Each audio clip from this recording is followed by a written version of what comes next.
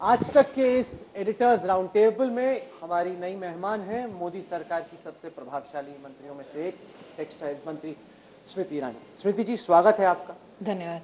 3 साल के मोदी सरकार के कैबिनेट में रहते हुए आप अपनी सबसे बड़ी उपलब्धि किसको मानते हैं? मुझे लगता है कि 3 साल पहले अगर आप हिंदुस्तान में किस प्रकार से, किस भावना के साथ हिंदुस्तानियों ने नरेंद्र भाई के नेतृत्व में हमें पूर्ण बहुमत दिया और एक ऐतिहासिक निर्णय किया। उनकी 2-3 इच्छाएं थी। एक कि इस देश में एक बार इस बात का भी एक कथन था कि अगर दिल्ली से 1 रुपया चलता है तो गांव तक या गरीब तक पहुंचते पहुंचते 10 पैसा हो जाता है। और नागरिक चाहते थे कि जो देश में धनराशि है जिस पर उनका अधिकार है वो बिना किसी बिचौलिए के उनके पास आए। तो अगर आप उपलब्धियां देखें अथवा किसी कार्यक्रम के माध्यम से संतोष देखें तो जनधन योजना के माध्यम से देश में 25 करोड़ नागरिकों को जोड़ना बैंकिंग सिस्टम से, और मुद्रा योजना जिसमें एक महिला होने के नाते मुझे इस बात की खुशी है कि 70% जो लाभार्थी हैं वो बहनें हैं। लोग ये कहते थे कि अगर एक महिला को व्यवसाय करना है तो या तो अपने पति से, भाई से, पिता से कुछ ना कुछ पैसे जोड़ लेती अथवा उसके पास कोई गहने होते तो उसे बेचकर अथवा गिरवी रखकर वो अपना व्यवसाय शुरू करती। मुद्रा योजना जब आई तब लोगों के मन में ये भ्रम था कि क्या ये संभव है कि एक सामान्य नागरिक बैंक में जाए और कहे कि मैं अपना व्यवसाय इस ढंग से करना चाहता हूँ, अपना प्रपोजल बैंक के मैनेजर के सामने प्रस्तुत करे और उस बैंक का मैनेजर फिर उसके आधार पर उसको टटोलने के बाद उसे वो लोन दे। महिला होने के नाते मेरे लिए इसलिए ज़्यादा खास है क्योंकि कोई सोच नहीं सकता कि एक महिला जाए बैंक के पास और कहे कि ये बिजनेस मैं करना चाहती हूँ। और वो साधारण महिला है क्योंकि 50,000 से लेकर 10 लाख तक की राशि मुद्रा योजना में सम्मिलित की गई है। तो एक साधारण हिंदुस्तानी महिला का जाना और बैंक में कहना कि मुझे लोन चाहिए और मैं बिजनेस करना चाहती हूँ, अपने आप में मेरे लिए इन 3 सालों में बहुत सुखद अनुभव रहा। अच्छा, एक बात बताइए, नोटबंदी को मोदी सरकार अपनी बड़ी उपलब्धि मानती है, लेकिन यही नोटबंदी क्या बनारस के बुनकरों के लिए एक बहुत बड़ी समस्या लेकर नहीं आई? मुझे लगता है कि गौरव जी, कथन में और धरातल पे जो सच्चाई थी उसमें एक जमीन आसमान का फर्क था।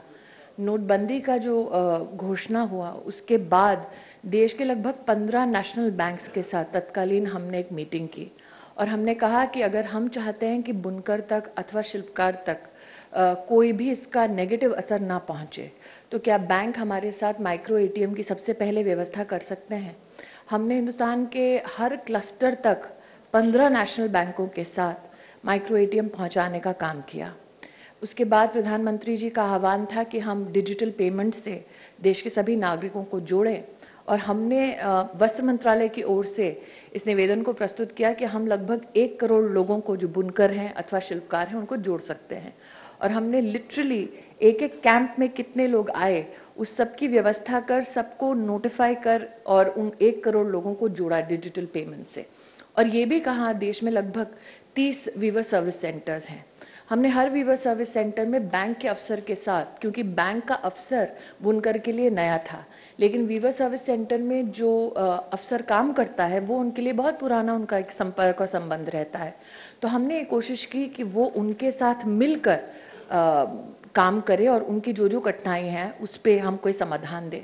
ये भी सही है कि जब जब हमने देखा किसी अखबार की सुर्खी में या किसी टीवी चैनल की किसी खबर में कि कहीं किसी को कोई तकलीफ हो रही है तो उसके बाद भी तुरंत हमारी ओर से पहल होती कि हम आउटरीच एक करते और उस बुनकर से अथवा उस समाज से मिलते।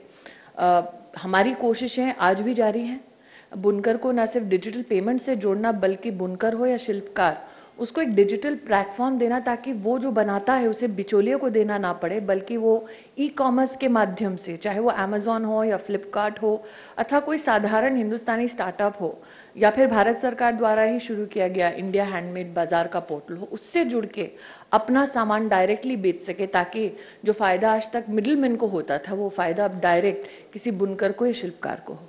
स्मृति जी, आपकी जो मंत्रालय है उसी के बारे में पूछना चाहूंगी। आपने उसको कूल बनाया है, काफी आप बहुत वोकल हैं, बहुत आपका सोशल मीडिया प्रेजेंस है, तो आपने मूवमेंट स्टार्ट किया hashtag cotton is cool, khadi के बारे में। पर जो जॉब कट्स है वो अभी भी बहुत एक बड़ी समस्या है इस पर्टिकुलर सेक्टर में, जो हमारे इंडिया टुडे मैगजीन का 3 साल के बाद का जो असेसमेंट भी है उसमें बताया गया है कि 2% डिक्लाइन हुआ है एक्सपोर्ट्स में भी। इनको कैसे आप काउंटर करेंगे? इनफैक्ट पद्मजा जी, अगर कोई कार्पेट के बुनकरों से जाके पूछे तो उनका कंपाउंड एग्रीगेटेड ग्रोथ पिछले 3-4 सालों में लगभग 18 से 20% रहा है। अगर आप मेडअप्स की बात करें तो आज यूएस जैसे बड़े बाजार में हिंदुस्तान का मेडअप्स इनफैक्ट चाइना के मेडअप्स इंडस्ट्री से आगे है। अगर आज आप हैंडक्राफ्टेड गुड्स का पूरा बाजार देखें तो हमारा एक्सपोर्ट हैंडक्राफ्टेड गुड्स का 37,000 करोड़ है। अगर आप सेरिकल्चर देखें तो सेरिकल्चर का सेंट्रल सिल्क बोर्ड में जो कर्नाटक में स्थित है उसका अपना आंकड़ा है कि सेरिकल्चर से जुड़े लोगों का आज अगर आप देखें तो आज से 3 साल पहले लगभग 80 लाख के आसपास थे लोग, अब वो बढ़ा है करीबन और 50,000 से।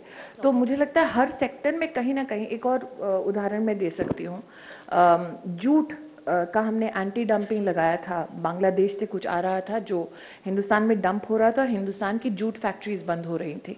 हमने जब एंटी डंपिंग लगाया उसके बाद आंध्रा में, अगर मेरी जानकारी सही है, तो कम से कम 20 जूट ट्विनिंग मिल्स दोबारा खुली हैं गत 3 महीने में। तो कहीं ना कहीं अगर आप कंपाउंड करना चाहें आंकड़े, तो मैं डायरेक्टली इंडस्ट्री से आपको मिलवाकर उनके आंकड़े दिखा सकती हूँ। हम अक्सर लोगों से ये कहते हैं कि हमें सुनी सुनाई बातें मत बताएं। अगर इंडस्ट्री आप खुद खोल रहे हैं, जैसे कि आंध्र की जूट ट्विनिंग मिल्स खुली हैं, हमने कहा इंडस्ट्री हमें खुद लिख कर ये दे ताकि कल को पद्मजा जी जैसे कोई पत्रकार पूछे तो कम से कम वो कागज हमारे पास निश्चित रूप से हो। नहीं, लेकिन आप कॉटन इज कूल हैशटैग तो हमारे पास है, लेकिन ये भी सत्य है कि जो नेशनल क्राइम रिकॉर्ड ब्यूरो है उसका कहना है कि 88% जो किसान आत्महत्या कर रहे हैं वो कॉटन से ही जुड़े हैं। तो ये तो बहुत बड़ी समस्या है। 2015 के आंकड़े हैं। कॉटन का उत्पादन कृषि मंत्रालय के अंतर्गत आता है, लेकिन एक हैशटैग की जो आप शुरुआत की बात कर रहे हैं वो हमारे यहाँ से इसलिए हुई क्योंकि हम चाहते हैं कि खपत उसकी बढ़े, और अगर खपत बढ़ती है तो किसान को ही फायदा होता है। इस साल ये अनुमानित है कि कॉटन की उपज और बढ़ेगी, लेकिन आप अगर अंतर्राष्ट्रीय स्तर से हिंदुस्तान की ग्रोथ को कंपेयर करें तो 1 हेक्टेयर में हिंदुस्तान में जितना कॉटन उपलब्ध होता है उसको अगर आप ऑस्ट्रेलिया से आज अगर कंपेयर करें तो वहाँ पर किसान के पास टेक्नोलॉजी इतनी उपलब्ध होती है कि वो उतनी ही ज़मीन पर डबल ग्रोथ कर पाता है। तो प्रधानमंत्री जी का जो सपना है कि 2022 तक हिंदुस्तान के किसान की आय बढ़े, इसीलिए आज देश में लगभग 600 जिलों में कृषि विज्ञान केंद्र चल रहा है। हमने इस साल ये निर्णय किया है, सेक्रेटरी एग्रीकल्चर के साथ मैंने स्वयं बातचीत की है कि हम जो सॉइल हेल्थ कार्ड का कार्यक्रम है भारत सरकार का, जो कृषि मंत्रालय ने अब तक 5 करोड़ से ज़्यादा किसानों तक पहुंचाया है, हमने उनसे आग्रह किया है कि अब आप इस साल हमारे साथ मिलकर उसे जूट और कॉटन के फार्मर्स तक भी पहुंचाएं। स्मृति जी, 2013 में जब पाकिस्तानी सेना की बाइड एक्शन टीम हिमराज का सर काट के ले गई, तब आपका एक बयान आया था कि आप इतनी खफा हैं कि आप चाहती हैं कि अपनी चूड़ियां आप उस वक्त के प्रधानमंत्री डॉक्टर मनमोहन सिंह को दीजिए।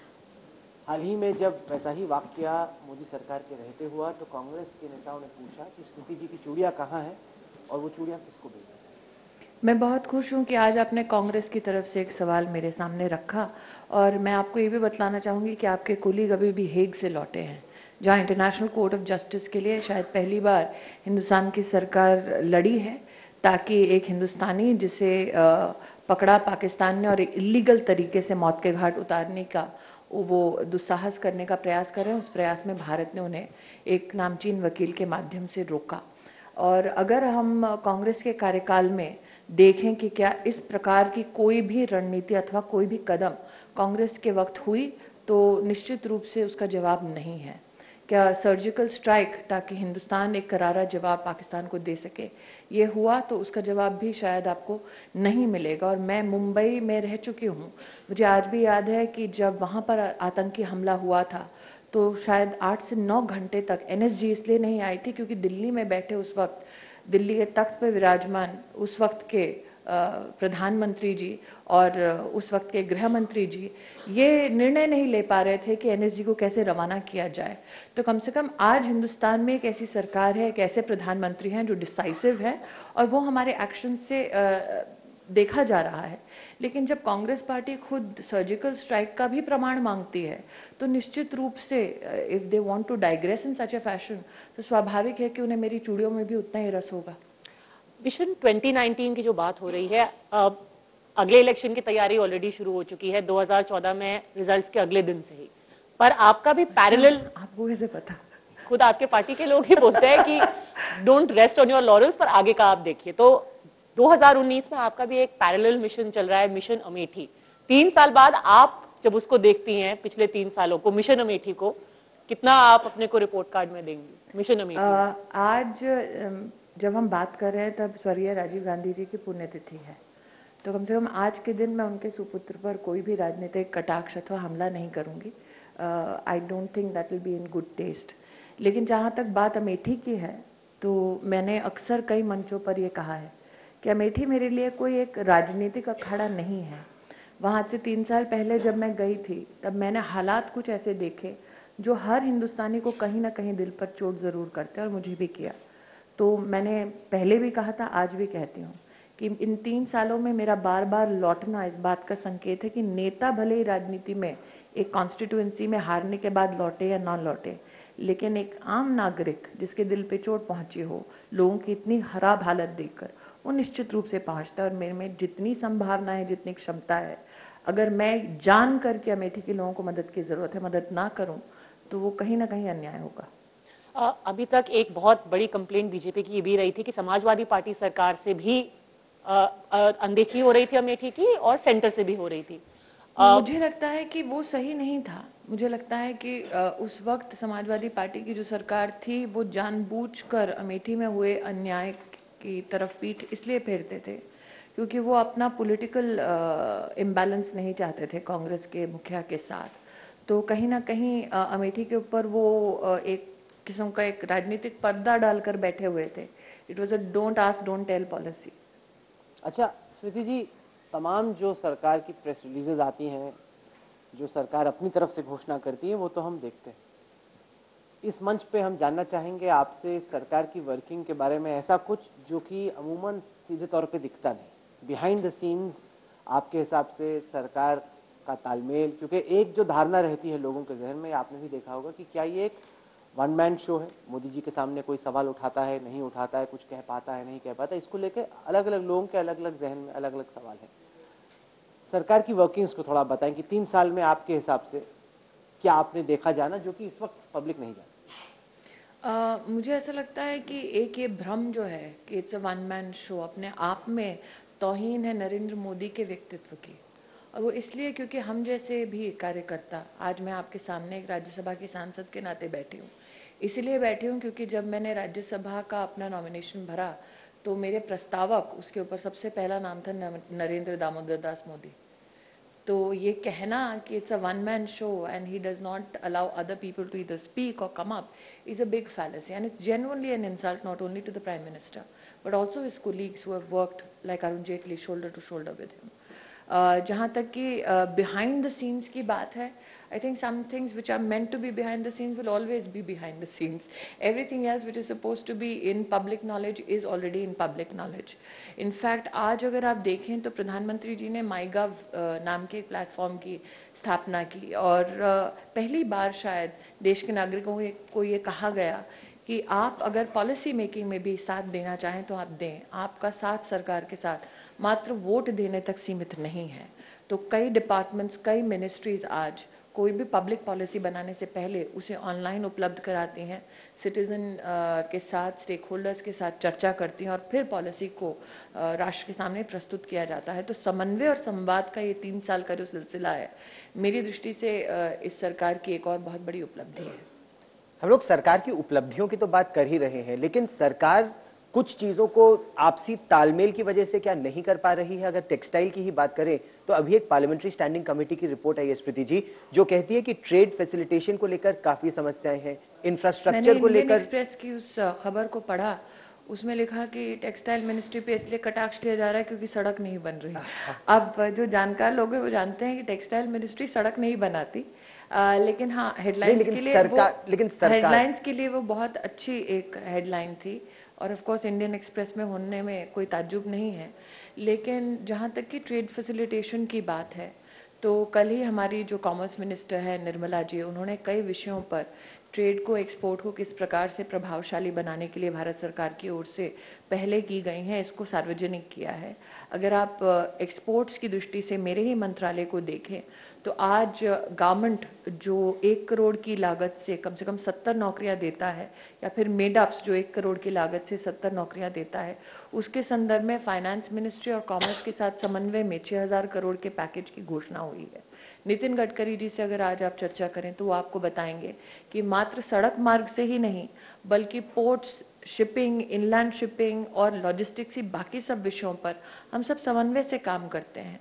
तो मैं अगर अपने आप को सिर्फ उस सुर्खी तक बांध लूं तो कहीं ना कहीं ये मेरे सारे कोलीग्स के साथ अन्याय होगा, क्योंकि गडकरी जी तो कई बार आपके प्लेटफॉर्म पर आकर विस्तृत रूप से जानकारी दे चुके हैं कि किस प्रकार से गुड्स की मूवमेंट को वो और फैसिलिटेट कर रहे हैं। लेकिन टारगेट किया जा रहा है, आपको ऐसा लग रहा है कि सुर्खियां इस तरह से बनाई जा रही हैं, इसका कोई विशेष 3 साल में मुझे आदत पड़ गई है। पर तो एक फर्क है, अब फर्क नहीं पड़ता। हाँ, एक फर्क है शायद, वो ये कि पहले कहा जाता था कि जहां जहां स्मृति जी जाती है वहां वहां विवाद या कंट्रोवर्सी उनके पीछे पीछे आता है। जी, ये कंट्रोवर्सी तो आप कहीं किनारे छोड़ के आगे लगता है। नहीं देखिए, आज एचआरडी के बारे में लोग वही है, काम वही हो रहा है, लेकिन सुर्खियां नहीं बनती। ऐसा क्यों है? ऐसा क्यों कि कंट्रोवर्सी आपको और चेस जब मैं टेक्सटाइल में आई तो जो पीआईबी हमारा जो एक विभाग है इंफॉर्मेशन ब्रॉडकास्टिंग मिनिस्ट्री का, उसके एक अफसर मेरे पास आए, बड़ी घबराए से, कहते हैं मैडम इस विभाग में एक दिक्कत है। मैंने कहा क्या दिक्कत है? कहते हैं यहाँ पे ना कोई एस्टैब्लिश रिपोर्टर नहीं है। मैंने कहा चिंता मत कीजिए, इस विभाग की सबसे बड़ी खूबी है कि यहाँ पर और एचआरडी में लगभग 60-70 रिपोर्टर्स थे। तो कहीं ना कहीं मैं इस पे ये भी नहीं कहती टारगेट किया जाए, मैं खुद एक मीडिया एनिमल रह चुकी हूँ, तो मैं जानती हूँ कि किस प्रकार से सुर्खियां बनती हैं, किस प्रकार से लोग चर्चा में रहते हैं, क्योंकि आफ्टर ऑल एडवर्टाइजर्स को भी तो खुश करना है। नहीं, पर आपने खुद को कॉन्शियसली टोन डाउन भी किया है? नहीं जी, अगर आप कहें तो अभी राहुल पे अटैक कर देती हूँ। राहुल पे ही क्यों बताइए? देखिए, अरे जबरदस्ती इंटरेस्टिंग हमने क्वेश्चन, कुछ नहीं, आपने वही नाम क्यों चुना है? ओके, तो उत्तर प्रदेश, गौरव पुराने मित्र हैं, महिलाओं पे अटैक नहीं करती, बचाइए।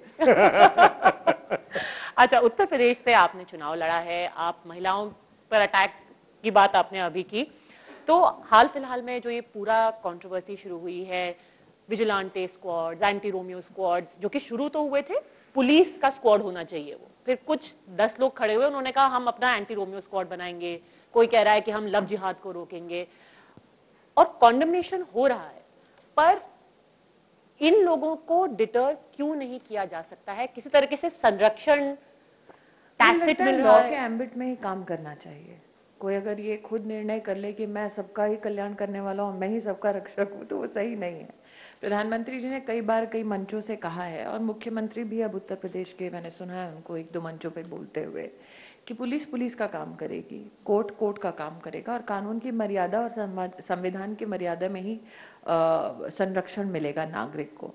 तो ये कहीं ना कहीं अपेक्षा करना कि अगर कानून की मर्यादा भंग करके कोई अपनी तलवार निकाल कर कहे जी हम संरक्षण के हैं, उसका समर्थन मिलेगा, ये उचित नहीं है। कम से कम भारतीय जनता पार्टी से असंवैधानिक दृष्टि से कोई अगर कानून को हाथ में लेता है तो फिर उसका समर्थन नहीं मिलेगा। पर इन प्रिंसिपल ये एंटी रोमियो स्क्वाड का आइडिया थोड़ा अजीब नहीं है? अगर आप मैनिफेस्टो पढ़ें तो उसमें महिला को प्रताड़ित जो किया जा रहा था उत्तर प्रदेश में, जिस प्रकार से छेड़खानी की वारदातें आ रही थी, उसके संदर्भ में हमारे मैनिफेस्टो में निश्चित रूप से लिखा है कि जो लोकल पुलिस स्टेशन है उनके माध्यम से पुलिसिंग के संदर्भ में इसकी चर्चा हुई थी, और वही आज भी हो रहा है उत्तर प्रदेश में कि पुलिसिंग के संदर्भ में ही महिला सुरक्षा को और सशक्त किया जाए। लेकिन जो तस्वीरें हम देख रहे हैं उसमें पुलिस वाले नहीं, ये self styled anti Romeo squad, चाहे वो किसी संगठन के हो या किसी दल के हो, वो पहुंचे रहते हैं, वो डंडा मारने लेते हैं, वो पार्कों में पहुंचते हैं,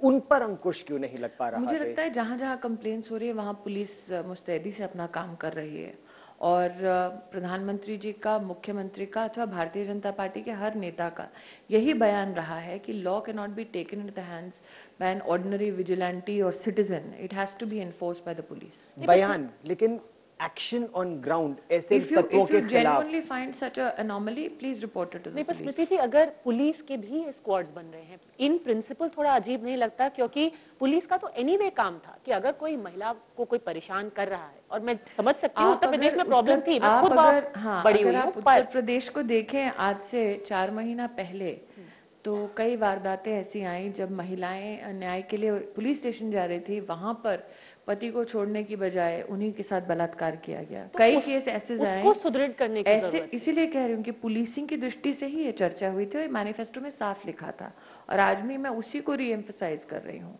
कि ये काम पुलिस का है, और पुलिस पकड़ती है तो उसके बाद एविडेंस प्रोड्यूस करने के बाद ये काम कोर्ट्स का है कि किस प्रकार की सजा दे। आपने अपने लिए अगले 2 साल के लिए गवर्नेंस के लिहाज से, अपनी मिनिस्ट्री के लिहाज से क्या टारगेट्स रखे हैं? क्योंकि अभी हम लोग वाराणसी में थे उत्तर प्रदेश के इलेक्शंस के दौरान, हालांकि वहां पे आपने कुछ पहल तो की है, लेकिन अभी भी बुनकरों की हालत बहुत अच्छी नहीं है। राहुल जी, अगर आप पिछले 6 सालों से टेक्सटाइल मिनिस्ट्री का कोई भी पार्लियामेंट्री स्टैंडिंग कमेटी रिपोर्ट पढ़ें अथवा पार्लियामेंट में हुई गतिविधि पढ़ें, तो आप जानेंगे कि लगभग 40 स्कीमें हैं टेक्सटाइल मिनिस्ट्री की, और उसमें से 22 स्कीमें कांग्रेस के राज में लगातार 4-5 साल सरेंडर होती रही। इसका मतलब 5 साल अगर आप सारी स्कीमें बंद कर दें तो उस सेगमेंट का हाल बेहाल होना स्वाभाविक है। आज 2-3 चीजें अगर आप टारगेट की दृष्टि से बात कर रहे हैं तो मैं करने का प्रयास कर रही हूँ। 2009 में एक हैंडलूम सेंसस आया था, जिसमें जब बुनकरों से चर्चा हुई कि आप कितना पढ़ते लिखते हैं, ताकि अगर आपकी शैक्षिक उपलब्धियां बढ़ें तो आपके कहीं ना कहीं आपकी आर्थिक उपलब्धि भी देखी जाएगी। बुनकरों ने कहा जी पढ़ने के लिए पैसा ही नहीं है, और पूरे बुनकर समुदाय में पूरे देश में मात्र 1% ने हायर एजुकेशन प्राप्त की थी। हमने 2009 के बाद उस पर कोई मूवमेंट नहीं देखी। पिछले साल मैंने एक छोटी सी शुरुआत की कि जो नेशनल ओपन स्कूल है और नेशनल ओपन यूनिवर्सिटी है, हमने कहा कि बुनकरों को और शिल्पकारों को उससे जोड़ेंगे ताकि वो पढ़ लिख लें, घर बैठे, वो काम नहीं छोड़ना चाहते थे। उसके बाद पता चला कि जी उनके पास नेशनल ओपन स्कूल का जो फीस है 500 रुपये, वो देने के लिए भी पैसा इतना नहीं जोड़ पा रहे थे। तो इस साल 1 अप्रैल से हमने पहली बार हुआ है कि बजट हमारा 30 मार्च तक पूरे के पूरे प्रोटोकॉल्स हमारे समाप्त हो गए। इसलिए जो हमारा शैक्षिक वर्ष है 1 अप्रैल से हमने शुरू करवाया, और हमने इस बार घोषणा की कि बुनकर हो या शिल्पकार, अगर वो SC/ST समुदाय से है, BPL परिवार से है, दिव्यांग है, महिला है, 75% अब उनकी फीस भारत सरकार भरेगी। पावरलूम सेक्टर को अगर आप देखें राष्ट्र भर में, तो पावरलूम यूनिट्स महाराष्ट्र में, गुजरात में बंद हो रहे थे क्योंकि उनके पास सुविधाएं नहीं थी। और अगर आप उस समुदाय में भी SC/ST कम्युनिटी को देखें तो बहुत कम ऐसे थे जो एंटरप्रेन्योर्स थे, मुख्यतः वो लोग कहीं ना कहीं लेबर बन के काम कर रहे थे। हमने पावर टैक्स नाम के एक नए कार्यक्रम की शुरुआत की, उसके अंतर्गत हमने 90 से 75% सब्सिडी दी SC/ST एंटरप्रेन्योर्स को विशेषतः, ताकि वो नए मशीनरी खरीद सके और अपने पैरों पर खड़े होकर अपना व्यवसाय कर सके। और साथ ही रिन्यूएबल एनर्जी से उन्हें जोड़ने के लिए 50% तक की उन्हें सब्सिडी दी। सेरिकल्चर की अगर अब बात करें तो मैं कर्नाटक गई तो मुझसे लोगों ने कहा कि जी हमारे पास जो सिल्क वर्म की रेस है वो 60-70 के दशक के बाद बदली नहीं, वही हाल वुल में है। यदि 60-70 के दशक के बाद बदला नहीं कुछ, जो देश प्रगति कर रहे हैं, जैसे चाइना सिल्क में प्रगति कर रहा है, ऑस्ट्रेलिया प्रगति कर रहा है, उन्होंने विशेषता उत्पादन में अपनी रिसर्च और अपनी टेक्नोलॉजी लगाई, और हिंदुस्तान 40 साल पीछे है उन सब चीज़ों से। तो कहीं ना कहीं मुझे 40 साल का एक लंबा अंतराल है जिसे कैचअप करना है। 2 साल हाँ उसमें हम कैचअप निश्चित रूप से करेंगे, लेकिन वो सेगमेंट बाय सेगमेंट होगा।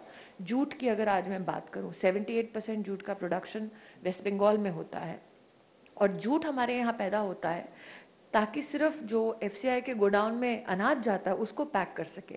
तो मैंने जब इंडस्ट्री से पूछा कि आप क्यों आज सिर्फ सैकिंग के लिए, सिर्फ जूट का बैग बनाने के लिए जूट उत्पादन कर रहे हैं, जबकि बांग्लादेश हमसे 6 गुना ज्यादा बिजनेस करता है और हमसे कम जूट पैदा करता है, तो उन्होंने कहा जी आज तक हमको किसी ने सर्टिफाइड सीड्स ही नहीं दिए। तो इस बार पहली बार हम बैठे, और सीड्स क्योंकि देना प्रदेश की सरकार का काम था, हमने थोड़ा इंतजार किया, हमें कोई मूवमेंट नहीं मिली। तो इस बार हमने भारत सरकार में कृषि मंत्रालय के साथ, राधा मोहन जी के साथ मैंने स्वयं मीटिंग की। मैंने कहा हमारे पास जितनी क्षमता है हम सर्टिफाइड सीड हर फार्मर को पहुंचाए। इंडस्ट्री कहती है कि जब बेहतर जूट प्रोडक्शन होगा तब हम जूट डाइवर्सिफिकेशन करेंगे, और जूट का डाइवर्सिफिकेशन क्या है? नितिन जी से हम लोग मिले और हमने नितिन जी से आग्रह किया कि सर, जहां जहां जूट एक जियो टेक्सटाइल्स के रूप में इस्तेमाल होता है सड़क के निर्माण में, वहां वहां सड़क की आयु जो है वो 5 साल 10 साल बढ़ जाती है। तो उन्होंने नेशनल हाईवेज अथॉरिटी को अब आदेश दिया है कि आप जहां जहां संभव है जियो टेक्सटाइल के रूप में सस्टेनेबिलिटी की दृष्टि से आप जूट का इस्तेमाल करें। तो समन्वय और संवाद से हम लोग 30-30, 40-40 साल का गैप भर रहे हैं और मैं आशावादी हूँ कि ये जो काम हम कर रहे हैं वो आगे 2 साल नहीं, आगामी कई वर्षों तक इसका पॉजिटिव प्रभाव इंडस्ट्री पे पड़ेगा। ये थोड़ा सा समन्वय रेल मंत्रालय के साथ भी उसकी आवश्यकता है, क्योंकि रेल का फ्रेट रेट इतना ज्यादा है, ये भी उसी रिपोर्ट से मैं कह रहा हूं। लॉजिस्टिक्स के संदर्भ में हमने एक्सपोर्ट कम हो कॉमर्स के जाता है। साथ एक चर्चा की थी। कॉमर्स के मंत्रालय ने हमें इस बात का संरक्षण भी दिया कि लॉजिस्टिक्स के संबंध में नितिन जी के साथ बैठकर सारे जो आज टर्न अराउंड टाइम अगर आप हिंदुस्तान में देखें तो हमारे यहाँ कपड़ा बनता है, एक्सपोर्ट होता है तो उसको कम से कम 45 डेज लगता है बाहर निकलने के लिए। बांग्लादेश में बनता है तो लगभग 15 से 20 दिनों के अंतराल में शिप आउट हो जाता है। तो लॉजिस्टिक्स की जितनी चुनौतियां हैं उसे भी हम लोग बाकी अन्य मंत्रालयों से और प्रदेश की सरकारों से चर्चा करके उस एक गैप को भरने का प्रयास कर रहे हैं। लेकिन गौरव जी, अगर आपको याद है तो कुछ साल पहले आप ही का चैनल कम से कम सुर्खियों में ये रहता था कि 2 मंत्री यूपीए के कार्यकाल में झगड़ा कर रहे हैं और कम से कम इस सरकार की एक खूबी है कि सारे मंत्री। आपका किसी से झगड़ा नहीं हुआ अब तक? मेरा नहीं, किसी से भी नहीं? आपको छोड़ के किसी से नहीं। फिर बताइए कि आपको अपने सहयोगियों से लड़ाई करनी चाहिए जो अच्छे से मदद नहीं कर रहा। मेरा एक सौभाग्य ये है कि मेरी पूरी सरकार में और मेरी पार्टी में कम से कम मैं उम्र में सबसे छोटी हूँ, तो स्नेह सबका प्राप्त करती हूँ और सब बाहर आके मेरी मदद बहुत करते हैं। बाहर वालों से ही लड़ती हैं आप, अंदर किसी से नहीं, मैं अंदर बाहर किसी से, मैंने कहा ना, आपको छोड़ के और किसी के साथ मुझे सौभाग्य प्राप्त नहीं हुआ। और थोड़ा सा मायावती जी को भी, हाँ, जब आपने उनको सदन के अंदर थोड़े वक्त के लिए तो आपने उनको बिल्कुल मुझे लगता है कर दिया पद्मजा जी, था। क्या होता है कि आप मुझ जैसा प्राणी जो आया मीडिया से और ऐसा नहीं था कि मेरा करियर खत्म हो गया था, बर्बाद हो गया था। मैं सफलता के शिखर पर सफलता को छोड़कर राजनीति में आई और इस दृष्टि से आई कि हम सब में कहीं ना कहीं एक चाह होती है कि जो हम देश बदलेंगे, कहीं ना कहीं अपना योगदान देंगे और उसके साथ मैं राजनीति में आई।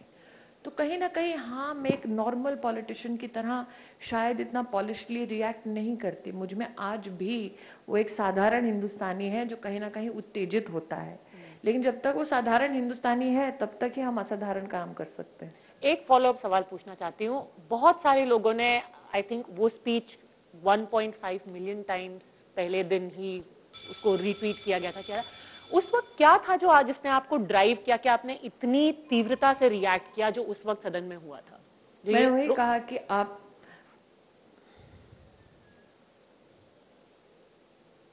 Spontaneous, I don't know, I think it was थोड़ा सा तो खत्म करने से पहले बदली से आप नजर आती हैं पहले से। अब मैं लोग भी माने ऐसे कर रही हूँ, कुछ बदला नहीं है। कुछ बदला नहीं है। मुझे लगता है पद्मजा ने जो सवाल किया वो कहीं ना कहीं इसलिए चोट करता है क्योंकि हम भूल जाते हैं कि मंत्री के पीछे भी एक इंसान है और कटाक्ष में और कहीं ना कहीं अटैक में ये भूल जाते हैं कि वो जवाब जो आएगा वो हमेशा पॉलिटिकली कन्वीनियंट नहीं रहेगा। मैं आभारी हूँ कि मेरे प्रधानमंत्री ने और मेरे सभी वरिष्ठ साथियों ने उस दिन मुझे दिल से बात करने का मौका दिया। आप देख रहे थे वो कोई प्रिपेयर्ड स्पीच नहीं थी, जो मन में था वो मैंने बोला। और राजनीति में ऐसा वरदान लोगों को नहीं मिलता। राजनीति में सिखाया जाता है कि सोच समझ के बोलो। तो उस दिन मैंने दिल से बोला और शायद इसीलिए एक साधारण नागरिक को समझ आया कि इसमें कोई मिलावट नहीं है और बिल्कुल बदली नहीं हूँ, वैसी की वैसे ही हूँ। अभी लड़ने की धमकी दे रही है, लेकिन अच्छी बात ये है कि लड़ा नहीं है, ये बदलाव है। 45 मिनट आपने 3-4 बार कहा कि लड़ेंगे नहीं, लेकिन लड़ा नहीं है, मतलब काफी बड़ा। आई थिंक 2 वार्निंग मिल चुकी है इस बात की कि राहुल जी आज आपको बहुत संतोष है, लेकिन आप इसका श्रेय खुद इसलिए नहीं ले सकते क्योंकि मंच पर आने से पहले एक महिला है जिनका नाम कलीपुरी है, उन्होंने मुझसे कहा था be kind. So this is all so this is all for Kali who I have read many a time, especially her book to try and lose weight. So, so this is my thank you to her. We have a few minutes left. We'll use this opportunity to ask you a few questions in English. Smriti, it's been 3 years that you've been in the Modi government, and what we'd like to begin by asking you is about what you think is your single biggest contribution to this government, and in the months that you've been in power in the textile ministry, what do you think is your single biggest achievement? I think that it would be an anomaly and it would be unjust to take credit for your own contribution, because Team Modi works as a team. It does not work to attract individual attention. So if you talk about achievements, I would rather look at the achievement of the government as a whole and not as an individual. And if you look at the government's achievement, then from Jan Dhan Yojana onwards to Mudra Yojana, all these promises that the Prime Minister made to facilitate the economic growth of individuals of our country and of the nation as a whole is something that I hold dear to my heart. Hence, to say that I would only reflect and bask in the glory of everybody's hard work would be a bit unjust. I would rather celebrate, I think, successes of schemes like Jan Dhan and Mudra. What is one thing that hasn't worked? May have tried but hasn't worked. Is it a Kashmir policy? Is it a Pakistan policy? Something of this government that you also think has not worked? I would not actually look at any policy from that perspective, because when you talk about politics and policy, you're talking about impacts on the lives of individuals. You're talking about movements made by individuals, be it in the capacity of just citizens or states, center or state. I think that to say that something has failed before its time has even come to reach a conclusive decision would be again unjust. For me, one can very assuredly say that this government has never failed in trying to reach out to people and in trying to provide solutions. This government has never, slept or basked in its past glories. In fact, has worked every day to make the lives of the citizens better. In 2019, should Achhe Din Aayenge, Achhe Din Aa Gaye remain the slogan of the government? What Padmaja, when you message talk will you about put? Achhe Din, how would you describe it? There are 2 crore and over women today who are out of a smoky kitchen and a chulha and have the LPG cylinder courtesy the Pradhan Mantri Ujjwala Yojana. Ask them, did they have Achhe Din? They will say yes. There are over 7 crore citizens who have received over 3,18,000 crores from Mudra Yojana. Ask them, when your life is more economically empowered, is it Achhe Din for you? They will say yes. If you ask, let's say, even somebody who is benefited from vaccination Indradhanush program, ask them, has your life been better because the government is engaging with you and telling you, come, bring your children, ensure they complete vaccination? They will say, yes, this is a better governance structure for me. When you ask citizens who never had their voice reflected in policy, that now that you participate in policy making, is it Achhe Din for you? They will say yes. So it depends on who is describing that Achhe Din. When it comes to the average citizen, they're saying, yes, this is a government that engages with us, this is a government that tries its best, and this is a government that does deliver. So if Achhe Din is already here, then what message will you go with in 2019? That is for my party chief to decide, but I will only say this, that in 2019, we go in with the fact that we fulfilled many promises. We go in with the fact that we are together building a new India. We go in with the fact that you have tested and tried us and we have succeeded in that test. And then again receive the blessings of the citizens to serve them further. One of your other promises, on an aside, Smriti, was that, I don't know whether I'll be able to do anything else or not, but I'll make Rahul Gandhi a better MP. 3 years in, have you made him a better MP? Today is Rajiv Gandhi's Punya Tithi. It's his death anniversary. And I think that, at least not my style, to flay his son on his death anniversary. So I would spare Mr. Gandhi today, as he mourns his father. It would not be nice.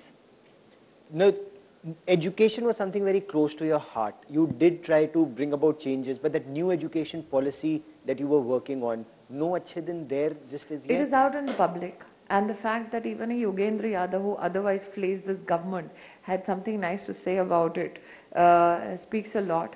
The fact that we, for the first time in the history of our country, reached out to over 1.25 lakh village education councils who had never been asked what is the kind of education you want for children in your village, that says a lot. The fact that over 5,500 deliberations took place with citizens in this country across all blocks, all districts, says a lot about what is the kind of policy that we are trying to build. We, for the first time, did a program called Gyan, in which professors from across the world came to India, the cost of government of India, to teach students here, and over 400 such courses were undertaken in the past 1 year. So these are some of the untold stories of the government's success, including Swayam. We had all the books of CBSE and NCERT available free online and on a mobile app. Through Swayam, from let's say from graduation onwards to postgrad, all courses are made available now for students. So there are many such firsts that were undertaken in education, and that's why I felt proud of the fact that I had some contribution in it. So which ministry did you prefer, HRD or textile? Where would you rather be? I think the fact that I was given a versatile job portfolio from HRD to textile in itself is significant because it reflects the confidence of my seniors. This is a shift from a social ministry to an economic ministry. So for me to at least contribute effectively even in textiles in the past 10 months, for me is a big solace, because people possibly thought that I might not adjust in an economic ministry well. But since it, from what I have read of your interviews at the time, the education policy seemed to be really close to your heart, is there a disappointment that you had to leave it at that point? And also about the allegations that were made against you of trying to saffronize school education and education. Like I said, everybody's still in place where I left them, and you hear no complaints today. So I think that the ball game was that it was me that the opposition wanted to target, as is rightfully their right, because obviously if you go to Amethi, you're not spared then for the rest of your life. But I think that the fact that you presume that the work is unfinished is a presumption that the government is changed. We are a government in continuity, and my colleague Prakash Javadekar takes forward all the works that we have done. But again, why target you in particular? Why do you think you were picked upon? Because of the fact that you contested from Amethi? Why do you think? Because I keep going back. And how is that project coming along? I think that 3 years ago, people that I met in Amethi, out of that, there was one lady who was picking off seed from the mud. And when I asked her, I said, are you giving this so that you can feed your cattle? She said, nahi, shaam ko iski dal achhi banegi. 60 years of Congress rule, and we had old women picking up little pieces of pulses from mud to eat it in the evening. That is what keeps me going back to that place. There was a time when India was a textile powerhouse. Yes. That can't be said of where we are right now. We were in Uttar Pradesh during the recent assembly elections. When you travel to a place like Varanasi, meet traditional weavers, their lives currently are very badly off. Now you've been working over the past few months to try and fix the textile sector, especially the the condition of handloom weavers. How do you ensure, even whether we get back to, can we get back to our past glory? Yes. And how do you ensure that these weavers are better off than they were? So I think that one has to first reflect on the fact that in the 5 years of UPA 2, out of that in 4 years at least, the papers that I have seen, out of 40 programs that the textile ministry was supposed to run, 22 were surrendered. That means all the money lapsed and nothing went to the weavers. And in that time... Meaning the money wasn't spent at all? No, it was surrendered. All of it? Yes. So out of 40 schemes, if you surrender 22 schemes, how do you expect a segment to flourish? And then weavers fell into a debt trap. So if they wanted to hire, let's say if they wanted dhaga, they would go and borrow money of somebody. If they wanted a loom to increase their productivity, they could not. So in textile ministry now, we have started 2-3 outreach programs. One is called Hatkarga Samvardhan Sahayata, wherein we train weavers, because weavers need not be newly skilled. They actually have to be upskilled, taught design facets, taught marketing facets, even spoken English is something that aids them, and how to use a computer or how to use the internet. After those weavers who have been trained, we ensure that they go and pick a loom of their choice, and the government of India pays 90% of the money. That means that weaver need not depend on XYZ to fund increase of their own productivity. Similarly, for dhaga, we launched an app called eDhaga, and we have it in 10 regional languages. And we told a weaver, many of them didn't even know. How many people have downloaded this app? close to 6,000.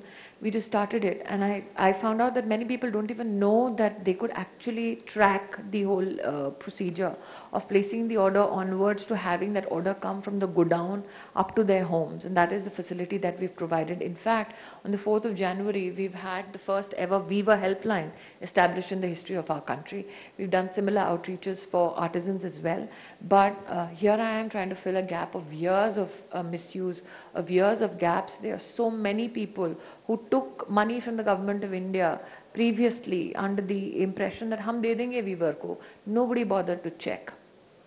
And there are no papers which can actually testify to the fact that that money has reached. So that's the big hole in the textile ministry. It's like the black hole. And we are trying to now accumulate all that data, reach out personally to every weaver and artisan, which means reaching out to individually around 1 crore and over people. So is there a time frame that you think you can do this? My time frame was yesterday. That is the amount of time we have lost. But given the number of hands we have, we are doing our best. In fact, we are trying to now encourage state governments to come forth and help, because in many states, state corporations were running defunct. And that is one of the biggest challenges you have, that even as Government of India, you want to reach out. States where the state corporations are not as effective as you'd like them to be, they need to be, Which states have the worst state corporations? I would not want to name names here, because I'm trying It's to very gather. different, Smriti Irani, from what we've usually seen. Why not tell us which states you work so closely with states? That's because I have states now wanting to come forth and seeing the benefits of working with the central government to ensure that they reach out. Let me give you an example. I spoke to Mamta ji, and West Bengal has done well, but they can do better, because their own MPs come and tell us that my weaver in my constituency is not getting help. So if they can't help in the state, we help in the center. And so in jute you're getting cooperation? In jute, even if I don't get cooperation, I do my bit. So you're not getting cooperation in jute in Bengal? We've had a meeting with the agriculture department, and the junior officer who did come told us that they are lagging behind in providing certified seeds.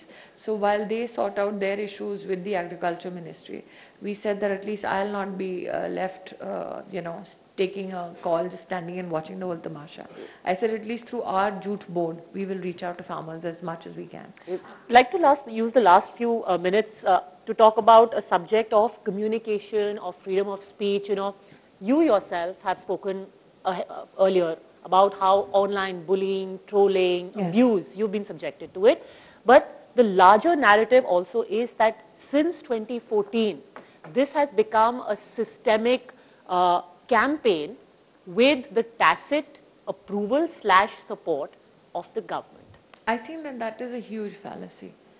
I tell you why. Because we've had people like me standing at the forefront, being abused, not taking the shelter of the government. I mean, you have an ex-finance minister whose son threatens to get somebody on Twitter jailed because his son was offended. Now currently, I think, scooting in Cambridge. Cambridge?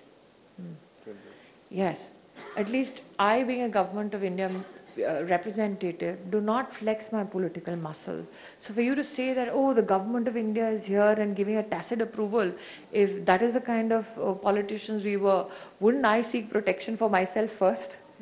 So I withstand that abuse every day, because that is a part and parcel of being on social media. If you're too squeamish, then get out. But you are a minister. What about the man on the street? But I, as a minister, withstand all the abuse that I can, because I uphold the rights of others to free speech. Tell me one thing. And I don't go scurrying somewhere complaining to daddy that do an FIR. Yes. As we end, if Achhe Din was the slogan of the BJP heading into the 2014 elections, what do you think would or should be the slogan of the BJP before 2019? That is something for my party president to decide, and I'm sure you'll get an interview with him. We just had one, in fact. Yeah. One. Did you ask him that? We did. Okay. Friendly advice to Congress? Then you got an answer. Friendly advice to Congress, what should be their slogan? Like I said, today is Mr. Gandhi's Punya Tithi, so I'd rather not talk about Rahul. All We're right. going to leave it there. Smriti Irani, you've been fabulous as always. Thank you so much Thank you. for coming here, for being so gracious, and for not fighting. All thanks to Kali Rahul. Thank you.